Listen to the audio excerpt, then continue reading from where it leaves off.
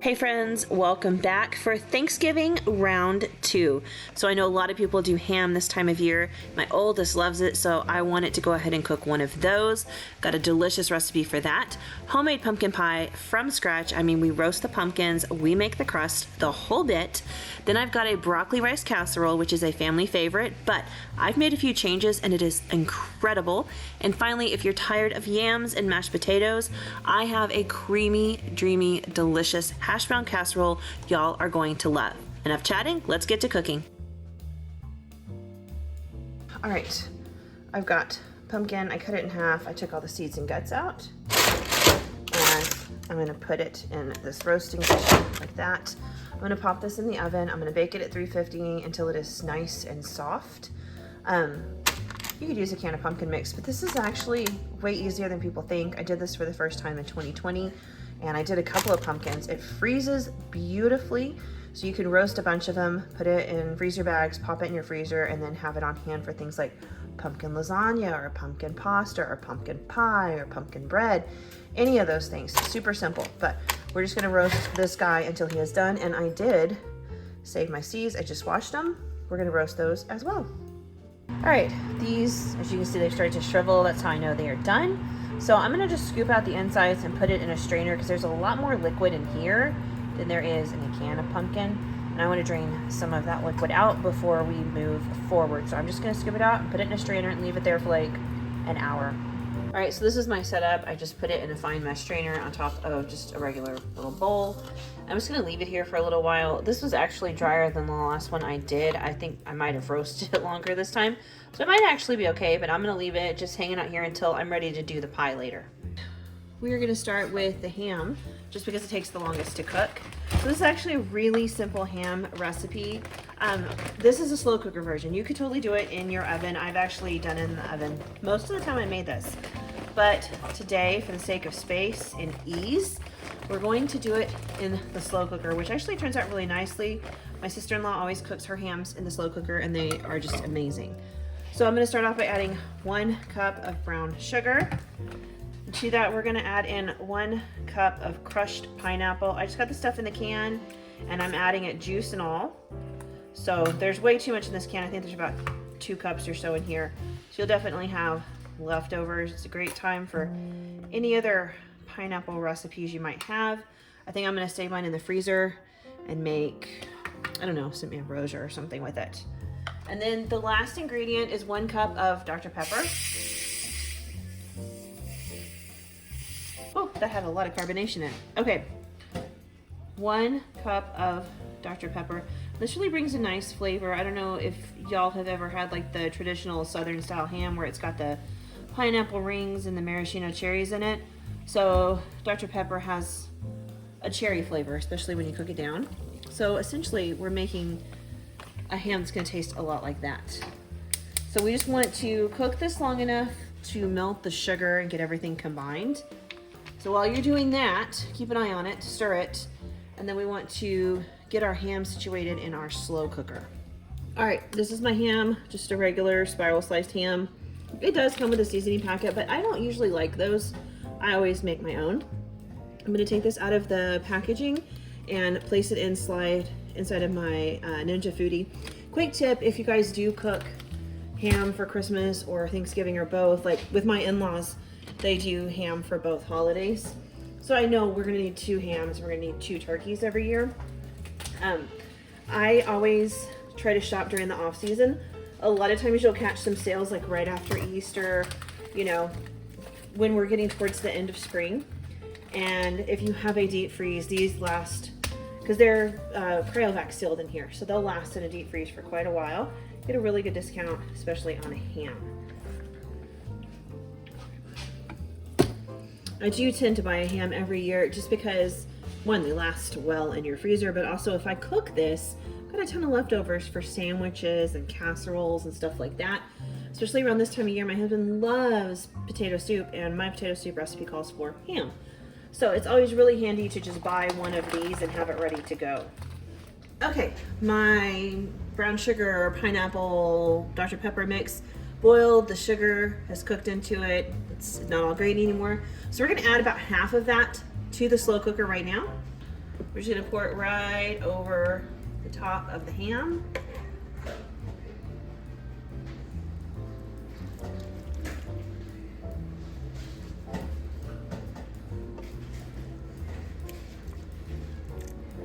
There we go. Okay, the ham is in there, the glaze is on there. We just need to slow cook this on low for 4 hours. The ham's already cooked. We're just kind of sealing that glaze in there and the flavor. Once we're done with this, you're gonna transfer this under your broiler with the last of the glaze on top just to kind of like make it all syrupy and delicious. Now, in my case, I'm using my Ninja Foodie, and it actually will broil in here. I don't have to move it to anything else. So this is always linked down below in my description box if you guys are interested. Makes a great Christmas present. This is my absolute favorite kitchen appliance. It is a little expensive, I guess, but I've had mine for years and years now, and I just love it. I still use it all the time. Not a single week goes by without me using it a handful of times. It is just fantastic because it slow cooks and it air fries and it does all these things, and it's only one thing. I don't have to have like 50 different appliances for it. So I love this thing. Anyway, they're not sponsoring me or anything. Just, I love my Ninja Foodie. But anyway, low and slow, 4 hours, and it should be done. Okay, so the ham takes the longest, and it's probably the most complicated thing we're gonna cook all day. But I do wanna go ahead and get some prep work done. I'm going to make a broccoli rice casserole. It's based off of my mom's recipe, but I do make a few changes to it. So I'm gonna go ahead and dice up 1 onion for that. And then in my microwave, I have probably about 12 or so, maybe 16 ounces of broccoli. I had 1 giant Sam's Club bag, and I put in a little under half. So between 12 and 15 ounces. So I'm just kind of thawing it lightly, and then we're going to chop it up because the recipe actually calls for chopped broccoli, but I couldn't find that at any of my stores. So I'm just going to chop some broccoli. Oh, the onion got me. I'm crying. Oh, my eyes. These onions are powerful. The last couple of bags I bought weren't so bad. I could chop them and, you know, it was okay. And now it is just, oh, there are tears streaming down my face. Oh my gosh. All right, this is my onion. Like I said, somewhere between like 12 and 15 ounces. It's not even fully thawed. It's just mostly thawed. I'm just gonna put it on this cutting board and just kind of run my knife through it. We actually like a lot of broccoli. A lot of broccoli. So you might want to do less. That's up to you. Really, I kind of think this recipe, if you like other veggies, maybe you could try another veggie. I've never tried it just because my husband and I both love anything with broccoli. It's like one of our very favorite vegetables. We really enjoy it. All right, and then I'll just put this all right back in this bowl so it's ready for us. We're just doing prep work now. Next, and you guys have seen me do this before, I'm gonna cook some rice. So I probably won't film that. You need, I think it's 1.25 cups of cooked rice. So I'm just gonna cook 1 cup of rice because that cooks into 2 cups. And I'll just pull out what I need. I don't know, we may go big and do the whole 2 cups. I don't see why not. I think it'll be fine, but we'll see how it turns out.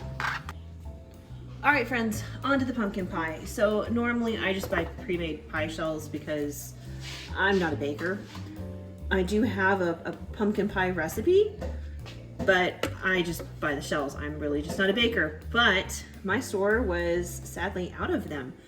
And I thought, well, I've seen people do this. I watch Acre Homestead a lot. I just love watching her. I love how creative she gets in the kitchen and how comfortable she is in her kitchen. And she makes pie crust all the time, and she makes it look so easy. I know it's not, but I thought, well, we're gonna try it.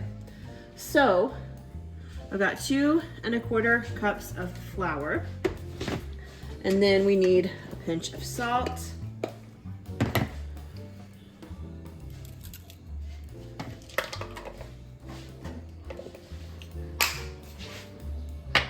We also need 1 cup of butter. I've got 2 sticks here. I'm just gonna kind of chop those up. Let me get the flour out of the way. I'm gonna chop those up into cubes and put them in the food processor. I'm just gonna start breaking up these cubes right into my food processor. I'm trying to handle them as little as possible. You know, this would have been a great moment for those gloves I'm always wearing. But of course, this is like the one time I'm not gonna put them on.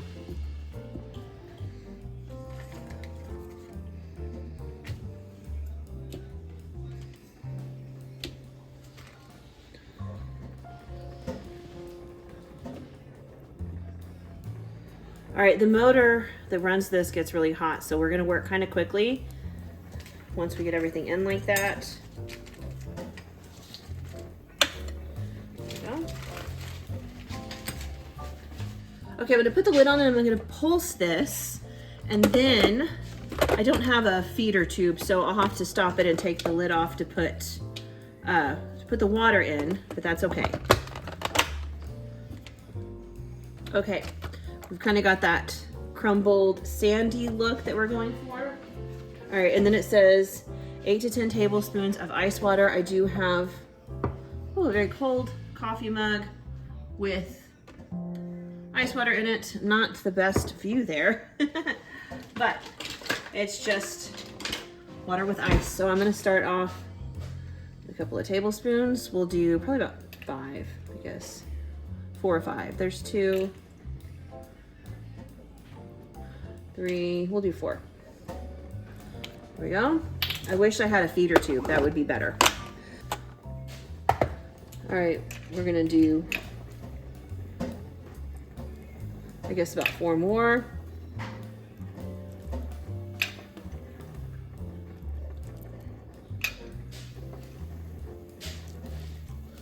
There we go. And we'll pulse. It's getting crumbly, but it's not quite there. So we'll do 2 more and that'll be 10 and we'll see how it looks. You know, baking is not an exact science.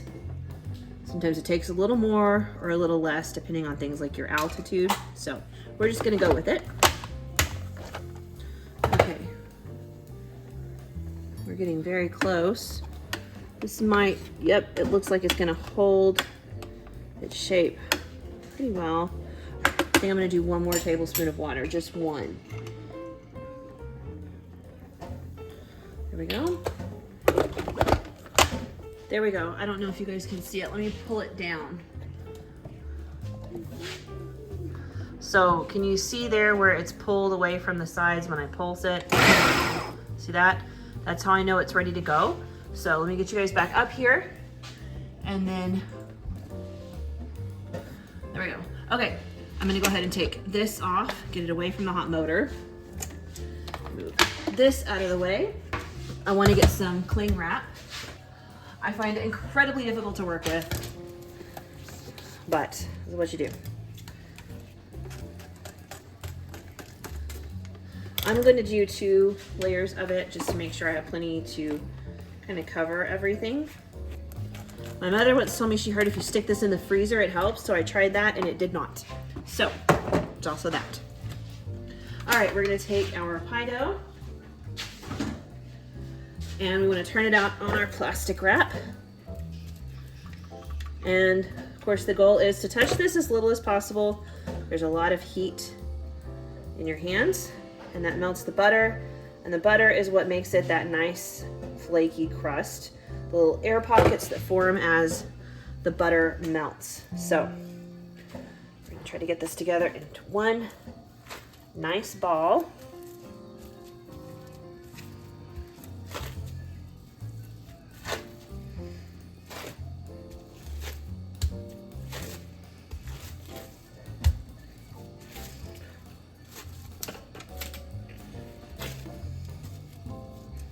All right, that looks good. Go ahead and wrap this.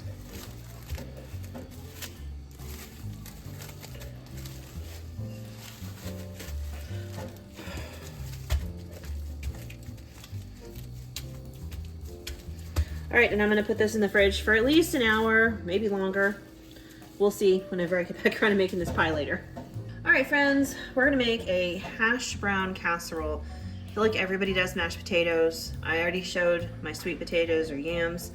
And I thought, you know what? I'm not the biggest fan in the world of mashed potatoes. I kind of think they're bland. I mean, I eat them, but I kind of feel like they're bland. And this recipe looked really, really good. So we're going to make this hash brown casserole. Starts with a can of cream of chicken soup.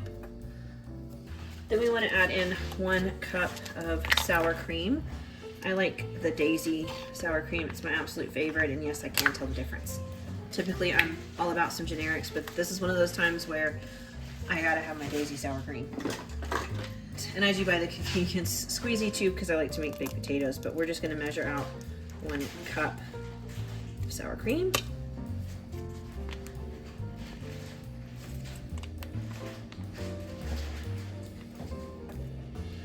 There we go.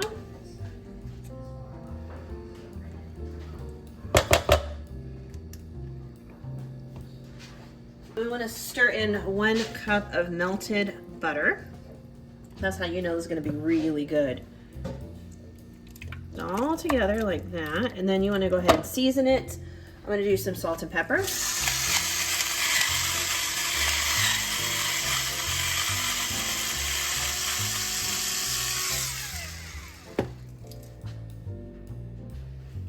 And the recipe does say to go ahead and throw some shredded cheese in here, which I am not going to do. If you've been around a while, you know my oldest does not like cheese. So I'm not going to put it in the casserole. I'm only going to put it on top because then he can just pull the cheese off the top and eat the casserole. All right, hash browns. So it calls for the shredded hash browns, which is what I have here. And then 1 onion just chopped up, which is what I have here.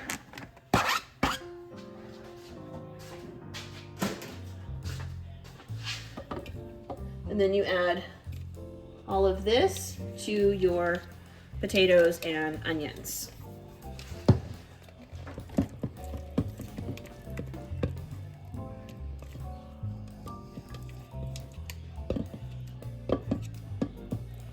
There we go. And you mix. These are supposed to be thawed hash browns. I tossed mine in the microwave and they're mostly thawed. Not perfectly thawed, but mostly thawed, and I think that's good. All right, I've got a casserole dish, and we just want to spray it with some nonstick spray. And then we want to put the potatoes in.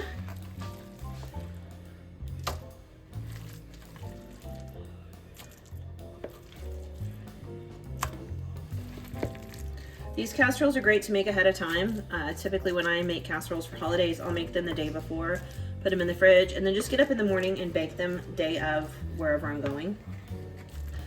I love doing that. Of course, you can also make them ahead of time and freeze them, and then just pull them out, you know, like 2 days before so they have time to thaw, and then bake them on the day of your event as well. All right, we smoothed that out. Now here's where I'm going to make some changes. It does call for cheese on top, which I'm going to do, but I think I'm also going to crush up some of those fried onions and sprinkle those on the top because I think that's going to be really, really delicious. So I just bought shredded cheese at the store just to make things a little easier. I know it doesn't always melt as well as shredding yourself, but with the holidays and so much cooking going on, I know we're all kind of pressed for time. So this will work just fine.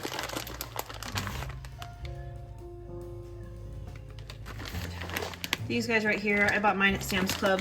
They were on a markdown a week or so ago. So I picked them up. They were just right there by the door. And I thought, well, that's perfect because we love these things. Put them in all kinds of stuff. And what I'm going to do today is just pull them out and just kind of crush them up in my hands a little more than they already are. And this is going to give us some beautiful texture on top.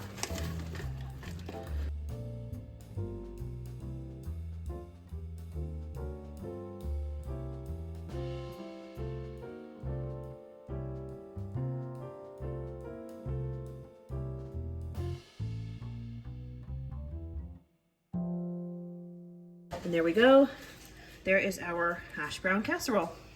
All right, friends, so I thought I was recording and I wasn't. I guess I was just talking to my son because he's the only one here. But I put some garlic oil in the skillet and then added some panko breadcrumbs, and we're gonna toast those. I'm also adding a little bit of salt in there because I find that panko has like no flavor. But we're just looking to toast these and get some color on them. So I'm using garlic oil. This is garlic oil that I made. So I've got this whole container of olive oil, and I cooked a whole bunch of peeled garlic in it, low and slow, for like 2 or 3 hours. So this is like soft and roasted now and beautiful and delicious. It's like butter. It'll just smear on some bread. Really good. I got 2 products out of it, but I'm using that garlic oil to toast these breadcrumbs. And I've got this probably higher than I want. I'm gonna drop the temperature. And then we're just gonna kind of keep an eye on them and stir them while they toast, let them get a little color and a little bit of flavor. And we're gonna use these to top our broccoli, rice, and cheese casserole, just for some added texture. All right, this only took a few minutes, and you can see the beautiful color that has developed on these. That's how we know they're ready to go. Got a little salt, got that toasted flavor, cooked in the garlic oil. These are gonna be perfect to top our casserole. All right, we wanna go ahead and cook the onion that we diced earlier. And my mom's recipe calls for an entire stick of butter, but I just don't feel like we need that. So I put in about 1/4 cup of butter, which is half a stick of butter, give or take. We're gonna let that melt for a second. All right, I'm gonna go ahead and add in these onions that we chopped up.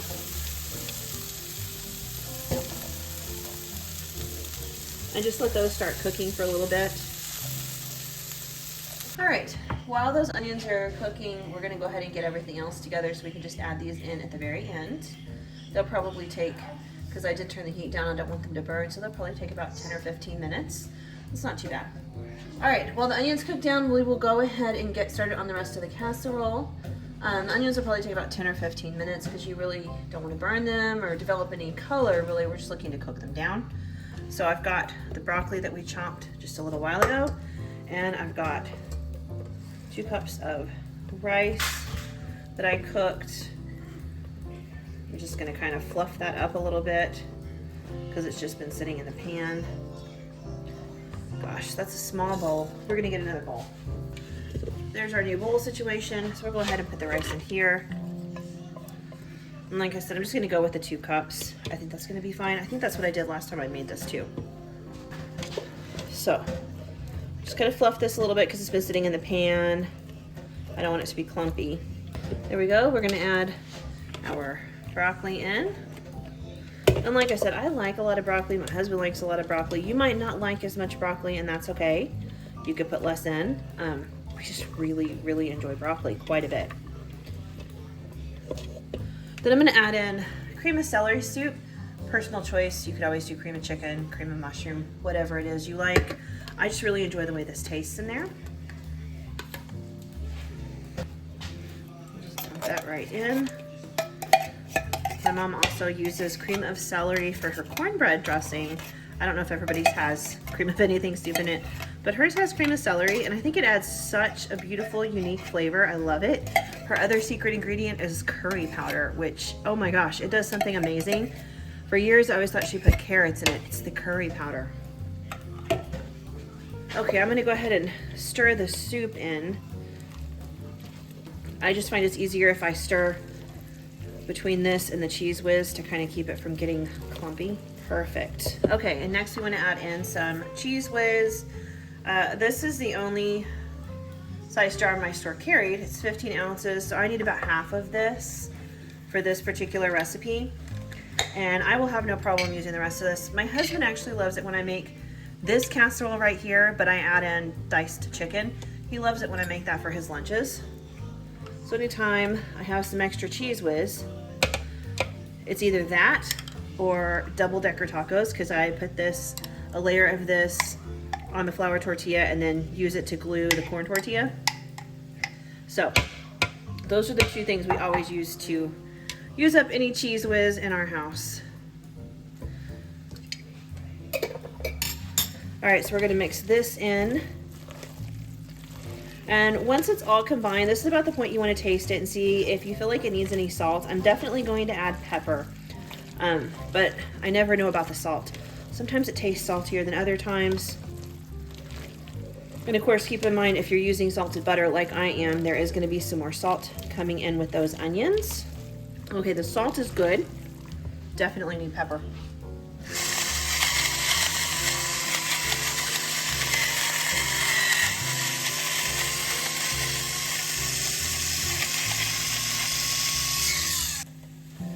Okay, My onions are soft and mostly translucent, so I'm gonna go ahead and pop them in here and mix them in, butter and all. Just extra flavor. And like I said, my husband enjoys this with chicken in it for lunch quite often. It's one of his favorites. It is a pretty simple casserole to throw together. So if you like this, it always makes a great lunch too, or dinner. All right, so that's it. That is the whole casserole. You can taste it one more time. You wanna make sure everything's the way you want it.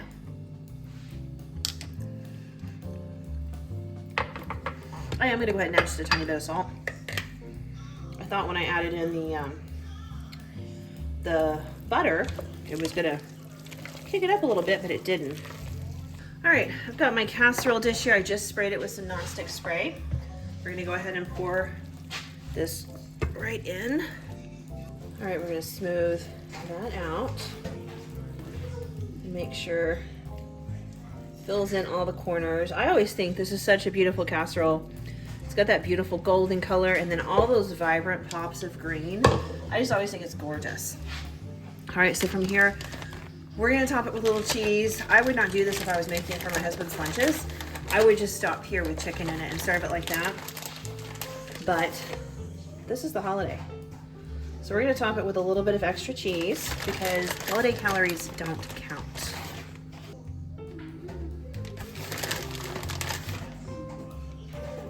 Okay, perfect. It's a perfect layer. It's not too thick, but it's definitely not too thin.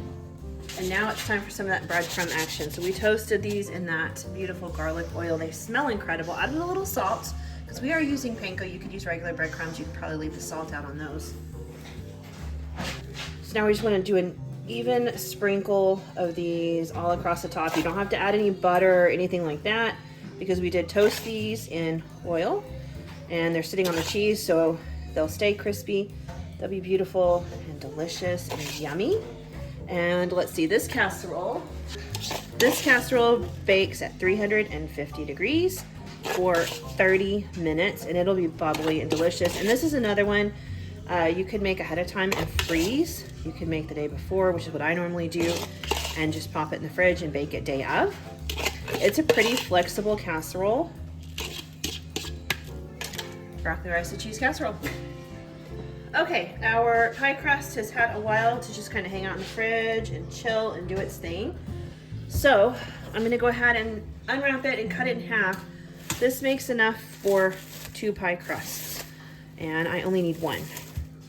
So I'm going to cut it in half and then wrap the other half back up and put it in a zip top bag and put it in the freezer.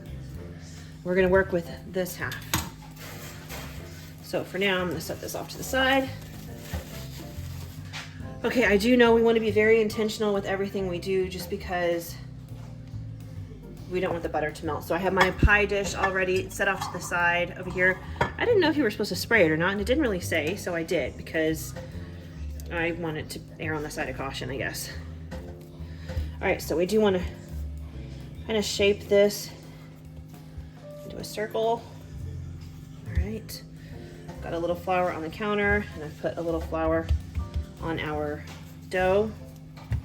And then I've got my rolling pin.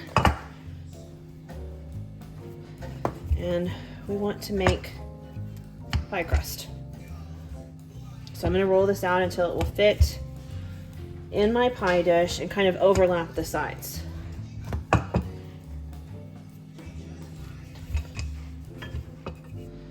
All right, I've rolled this out to a size I feel pretty good about. So I'm gonna very, very carefully pick it up and place it in my pie pan, being nice and gentle.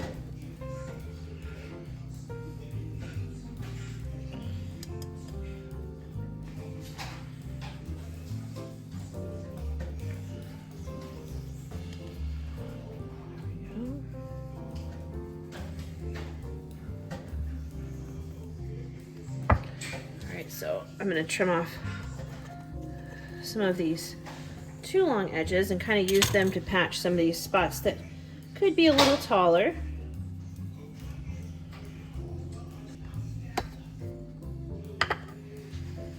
All right, and then you can decorate the edges however you want to. You could kind of crimp them a little, which I'm really not sure how to do. Or you could just leave it like this if you want to, and just let it be. It's really up to you. I think I'm just gonna leave mine like this because I feel comfortable like this. All right, let's talk pumpkin pie. So the first thing I need to do before I make a pumpkin pie is to make my spice mix. I don't use pumpkin pie seasoning. I used to buy prepackaged chai spice seasoning, but I have not been able to find that in quite some time. So now it's up to me to make my own, and that's fine too. It's stuff I typically have on hand.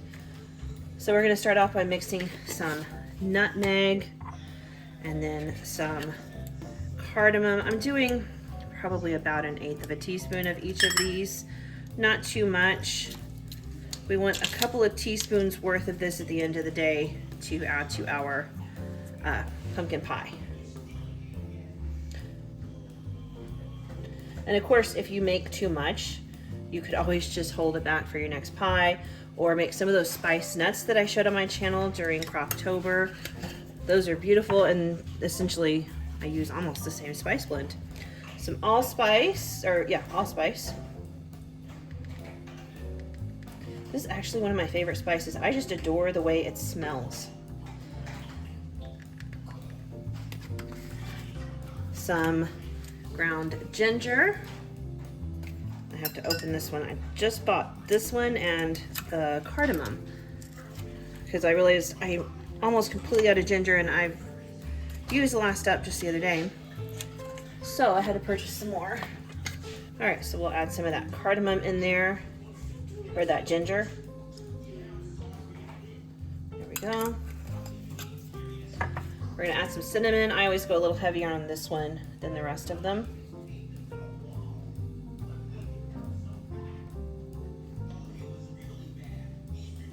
That was probably about 1/2 teaspoon. And then cloves. Oh, this is definitely one of my favorites. The smell of cloves is incredible.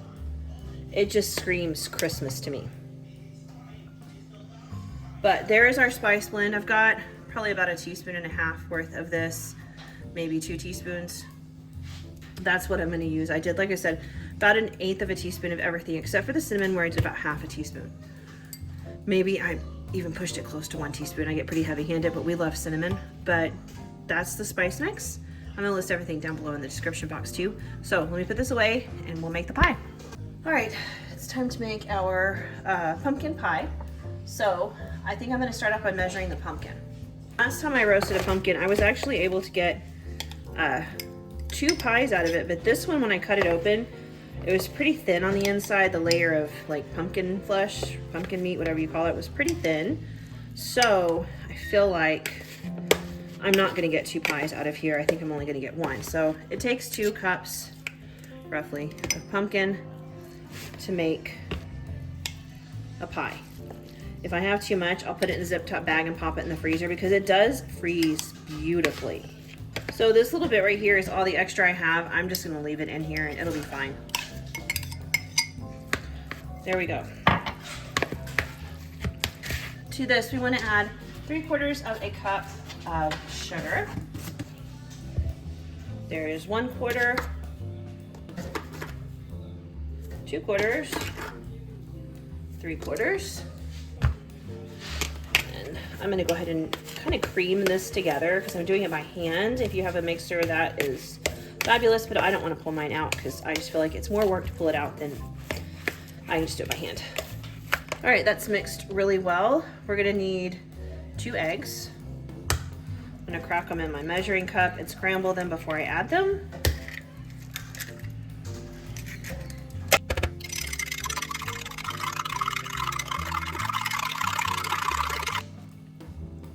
Perfect.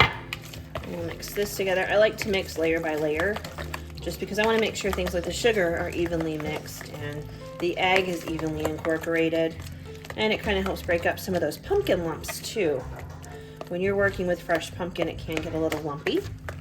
No big deal though. Okay, now I'm gonna go ahead and add in the spice mix that we just made.